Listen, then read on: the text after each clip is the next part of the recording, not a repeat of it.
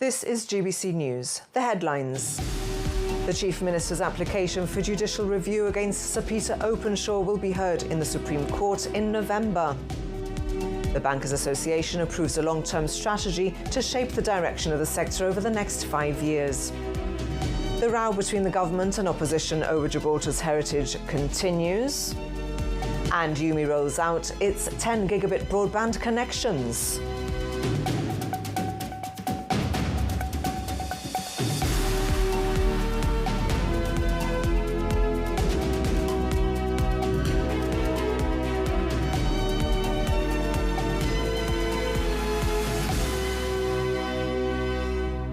Good evening. The Chief Minister's application for judicial review against Sir Peter Openshaw will be heard in the Supreme Court on the 9th of November. A rolled-up hearing heard by Chief Justice Anthony Dudley is expected to last 10 to 15 days and will consider both permission to proceed and the substantive merits of the claim. Fabian Picardo is challenging 14 critical findings in the McGrail inquiry report, which he has described as irrational or unreasonable, unlawful and unfair. In a detailed defence, Sir Peter Openshaw argues the Chief Minister's claim is fundamentally flawed and should not be allowed to proceed. The court has set out a timeline for lawyers on both sides to file skeleton arguments as well as agreed lists of issues, chronology of events, essential documents and legal authorities. They may also file any items on which they do not agree. Mr. Picardo is represented by Sir Peter Caruana KC, while Sir Peter Openshaw is represented by Julian Santos KC. The government has again rejected GST criticism of its decision to appoint Daniel Greenberg to draft the Conflicts of Interest Bill, saying the opposition's position is contradictory and politically motivated. Number 6 says the opposition has itself acknowledged Greenberg's unimpeachable independence, while simultaneously arguing he should not have been chosen. It says if any conflict had arisen, Greenberg would not have accepted the appointment. A spokesperson says Mr. Asopardi has himself earned hundreds of thousands of pounds from the government and had applied for the role of Solicitor General. The Gibraltar Bankers Association has approved a new long-term strategy framework designed to shape the direction of the sector over the next 5 years. Known as Strategy 2030, the framework is built around 3 key pillars: promote, educate and protect. Katie Docker spoke to GBA President Katie Muldoon after strategy was formally approved at the association's annual general meeting. The strategy is to give the banking industry a long-term direction and a framework that's flexible, that's focused and which we can evolve with over time, because the industry is so fast evolving, whether that's regulation or whether that's technology or the fraud risks. And so this really gives us something to work towards over the next decade. So the strategy is built around 3 pillars: promote, educate and protect. Can you explain what each of those means in practice? Yeah, so promotion is all about promoting the banking industry as a whole, but also working with stakeholders in order to promote Gibraltar as a vibrant finance centre. Educate is really about talent development. So this is about our people. We employ over 600 people in the banking industry, and we want to make sure that they are given the best training available. But it's also educating the wider community and the next generation of the opportunities which banking offers. And then finally, our last pillar, protection, is all about protecting the consumer, our customers, but also protecting the integrity of the banking industry as a whole. Education is clearly a major focus. And how important is it to attract younger people into banking and financial services? And what opportunities does the sector offer locally?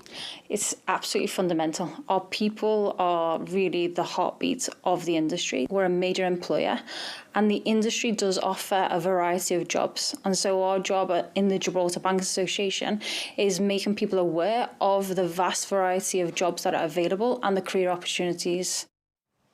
The GST has described the state of our Second World War defence structures as embarrassing. The opposition says the government should admit to having abandoned Gibraltar's military assets for years. It points to the government's description of a newly announced inventory as a first step, as implying a comprehensive assessment, and maintenance programme has not been in place to date. The GST says moving the 9.2-inch gun to an exposed area where it says it's rusting away in full view of everyone, epitomises what it describes as wider neglect by the government. It also calls Heritage Minister John Cortez's claim that there's never been so much done for heritage as delusional.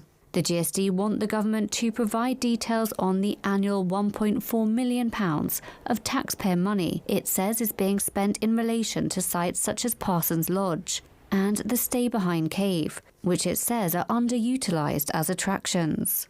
The opposition party is also calling for a breakdown of the estimated £6 million to be paid in site management systems in connection with Upper Rock entry fees.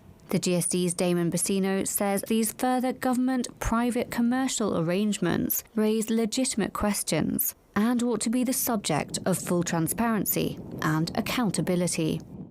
Meanwhile, the Minister for Heritage has defended the use of the expressions of interest process for sensitive heritage sites, describing it as a transparent method suited to complex projects requiring specialist expertise. At the Northern Defences alone, John Cortez says the approach has attracted £4 million in private investment.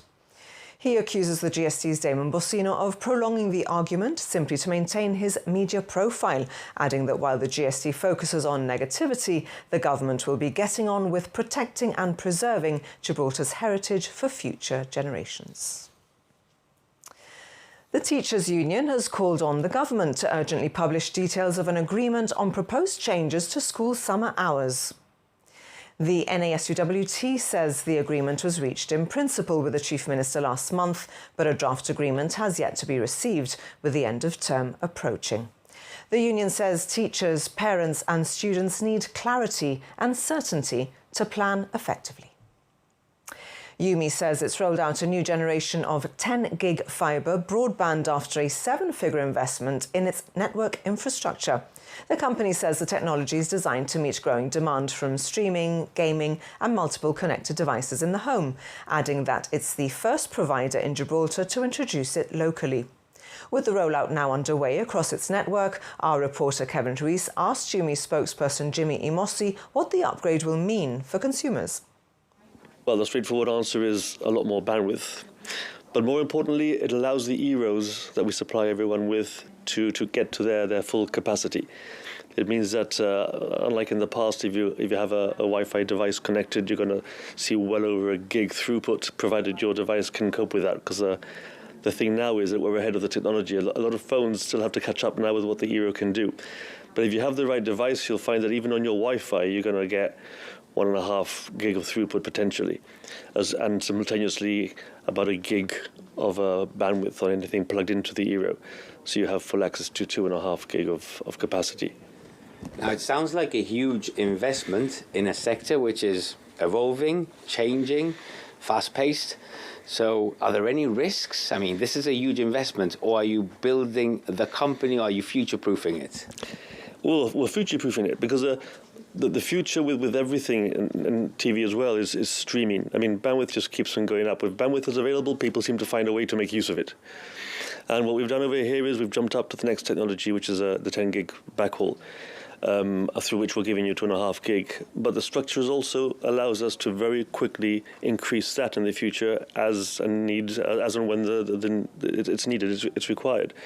So from the 10 gig, the next jump up would be to 25, and from there to 50, and then we can go on. So we're future-proofing the company. Right now, we're giving you, I mean, there's nothing anybody can think of where you're going to need anywhere near the amount of bandwidth we're giving you. So from our point of view, what we're giving you just works. You don't have to think about it. You don't have to worry about it. Whatever you switch on, you're getting the full max capacity you can get out of it. Now, you said UMI designs its services specifically around Gibraltar's needs rather than simply following UK or Spanish trends. How has this shaped this latest investment?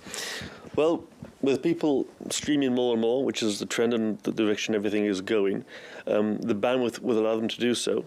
And if you add that to our smart DNS technology, which allows them, unlocks the ability to stream channels from or providers from everywhere else in the world, it allows customers on their smart TVs to watch pretty much whatever they want in full 4K and in the full quality that's offered by the providers. With this new infrastructure in place, what new services or products become technically possible that weren't before? Like, for example, TV streaming, cloud-based services, or enhanced bundle offerings? Well, I mean, quite frankly, what we already offer is more than anybody needs. So as we said before, this is more future-proofing. I mean, you can already do pretty much everything you're ever going to want to do. And all we're making sure is that as things evolve, you'll continue to be able to do whatever it is you're going to want to do. But bear in mind, this also includes what you can do internally in your own home. So, for example, printing or accessing and other internal storage and all the rest, that's going to be faster as well. Whereas right now, you're restricted to the capacity or the link you have in your own home. So it's not just internet, it also gives you speeds to things within your own household. An important one for people, how will this affect people's pockets? You say you're not hiking your prices. We're not hiking our prices. It's the same prices. There's no change to the public in terms of cost. Despite the investment? I'm sorry? Despite the investment that you've made, there's no hike in prices for the customer. That's right, yes. With the investment we made, there's still no hike in price. We're just keeping up to date and making sure that everything's going to carry on smoothly and future-proof and everything else, but the customer's not going to suffer any additional cost because of this. The Deputy Chief Minister has been in Washington for a number of political and diplomatic engagements. Joseph Garcia has met key figures to communicate Gibraltar's position, provide an update on treaty negotiations and discuss the wider strategic and commercial interests we share with the US. He said conversations have also focused on evolving geopolitical challenges in the Atlantic and Mediterranean regions and the continued important location of Gibraltar. You're watching GBC News. Still to come, Unite marks Nurses' Day, and we show you what an exhibition by an art therapist looks like. We'll be back in a few minutes.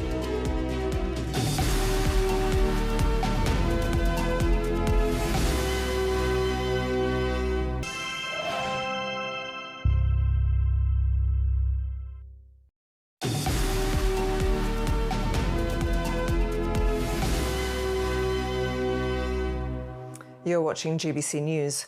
Catalan Bay Road will be closed to vehicles overnight from 9:30 p.m. to 7 a.m, starting tonight and continuing until the 21st of May, as work continues on the East Side Sewer Transfer Scheme. During those hours, access to Catalan Bay in both worlds will be via Europa Advance Road, with pedestrian access unaffected. Most bus services should not be affected, although the night bus on Friday and Saturday will be diverted between Williams Way and Chatham Counterguard. Diversion signs will be in place and drivers are being advised to allow extra time for journeys. Unite National Officer Stuart Davies says Gibraltar is very lucky to have so many dedicated people in the nursing profession. Unite the Union held an event at Transport House to mark International Nurses' Day, with speakers from across the board, including the Health Minister. Well, we're delighted today to be marking the week in which is International Nurses' Day, to celebrate and mark the massive contribution that nurses make around the world, but obviously particularly here in Gibraltar. The fact that we have so many people who are willing to dedicate themselves to this profession, we are fortunate as a society to have people willing to do that, to care for people and to actually put their energies into caring for people in the nursing profession. So we like to say thank you to them. Today's event is to say thank you to all nurses around the world, but particularly those that look after us here in Gibraltar. So thank you to our nurses, and we hope to have a really good event.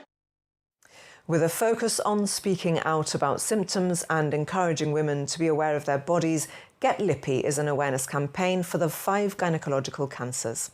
Cancer survivors Francesca Makey, Sophie Clifton Tucker-Headley and Melanie Cipollina-Giuliano shared their stories on Gibraltar Today. In an open and honest conversation, they spoke of receiving their diagnoses and how they take the positives from a life-altering situation.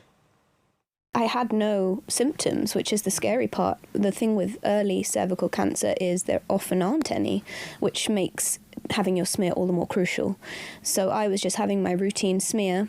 Following the birth of my first child in 2022, I started having abnormal smears for the very first time in my life, but it was sort of borderline, and so I was put on that 6-month watch list, so you just go in every 6 months, have another smear. Same thing every time, a few colposcopies here and there.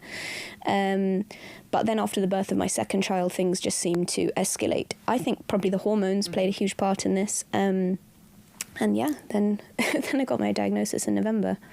How quickly did life change after hearing those words, you've got cancer? Well, like we said, I think everyone's been touched by cancer in some way. And I try to be honest without sounding like a sad documentary, but it's a bit abstract until it happens to you. and you're sat in that chair and they say that word, and then you're like, wow, okay, so this is what that feels like. It's kind of deafening. It's like a deafening panic, especially when you have children, but even if you don't, it's scary. It's only been this past year and a half where I felt comfortable sharing it. Also, my children weren't aware of it. So it was only by accident that my son stumbled upon an interview I did in Pamplona. So I had to tell him the truth. So I obviously shared it with my daughter. But that was such a huge relief, because now I felt I could share, because I wanted to share the story. I wanted, for people to have that awareness, because you just don't think it's going to happen to you. Through the Instagram page, I've been able to not only share my story, but also just try to motivate people, because I know how it affects you mentally, physically. If you put out good energy, you see good energy. Mm-hmm. If you're focusing on the negative, you just pick up the negative. Mm-hmm. And even if you start small, eventually you'll get there. I've been working very closely with consultant gynecologist Dr. Gerges from the GHA, and he actually came up with this ABCDE system to try and kind of spot the red flag symptoms. The A is any changes in your abdomen, so any abdominal bloating, loss of appetite, weight loss. The B is for bleeding, which is probably the most obvious one, and actually abnormal bleeding is one of the key signs of 3 of the 5 gynae cancers. The C, changes in the vulva. The D is for discharge, and the E, we wanted to find something for pain, really, so we put excessive pain, pelvic pain, coital pain, or any new or unexplained pain that is not usual for you. So if you do have any of those symptoms, and if they are persistent, please go and get checked. No question is too silly, and it could save a life, and it's proven that early detection does save lives, especially when it comes to gynecological cancers. If they are caught early, they can be preventable, so please do get those seen too. If you want to watch the full interview, it's available on our website and on the Gibraltar Today podcast. Art therapist Joaquima Rios is currently showing her first exhibition at the Fine Arts Gallery. The Art of Becoming invites interaction and introspection as Joaquima highlights the importance of using art to your benefit. She believes art exists in every aspect of our lives and we should employ it in our own self-care, as she explained to Ian Triai-Clarence. Art is everywhere, so it's in media that we consume, books we read, music we listen to, and that is instilled with us from the moment that we are born. The books we see, stuff that we learn in school, and the first thing we ever learn to do is hold a pencil, how to draw, your first scribble, and I think that's very life cycle of us, that we constantly make artwork, and I think that's something that people should still keep in tune with, and I think that's how I feel when I make art. It makes me feel very myself and something that I can always turn to. It's very expressive, and it makes me also link back a bit to my inner child. So, seeing it as an ever-present part of our lives, Joaquima emphasises that art can be put to good use, an essential tool for our own self-care. I've always had art there for me. I've also gone through my own struggles, and art is actually the first thing I turned to when I had those struggles. So I wasn't a very artistic person when I was younger. I turned to art when I was 16 in the college, and that kind of sparked this new awakening and something that was like a safety net. I didn't feel good, I want to feel better, so I made art. And that kind of started transcending. So I started making more art, and it just kept making me feel better. So it was more like a diary that I don't have to write words in. I could just express and share it. And sharing your artwork with other people who might feel the same also opens doors to more conversation about it. Her views on art underpin Joaquima's work as an art therapist. They're the motivation behind this exhibition, her first. It's a space she's sharing with others, although the message still comes from a deeply personal place. I'm particularly attached to this piece. It's a piece that had actually followed me from university all the way back home. It's about childhood abandonment and how it manifests as an adult. And those are just some situations I dealt with growing up, and how to navigate that. So I wasn't just abandoning my work or my clients or myself. I had to learn how to undo all of that and really see that I am capable enough to be an artist or a therapist, and You know, it was challenging and I abandoned that piece for a long time, but I got back to it.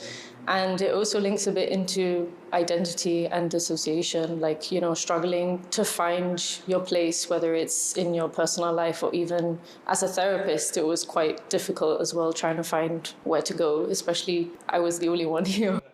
That connection that you're talking about between art and artist, did it help you? Did you find it therapeutic? How did you feel once you finally completed it, if you'd abandoned it for a while first? I felt really emotional, actually. I cried when I finished it. It was sort of like coming back home. That's the best way I could describe it. Many of the other artists exhibited here are showing their work for the first time. It's all in keeping with Jakima's belief that art is to be shared. I gave them the title of the exhibition and a bit of a brief of what I wanted it to be about, which was about identity and growth and kind of like what art means to you or how you represent yourself in your artwork. And they've kind of all gone off and done their own thing.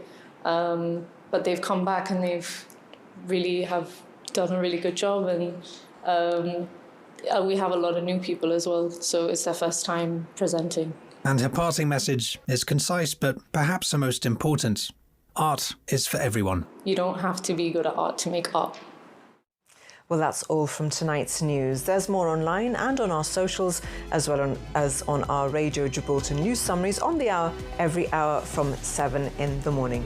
From the team and myself, thanks for watching. Good night.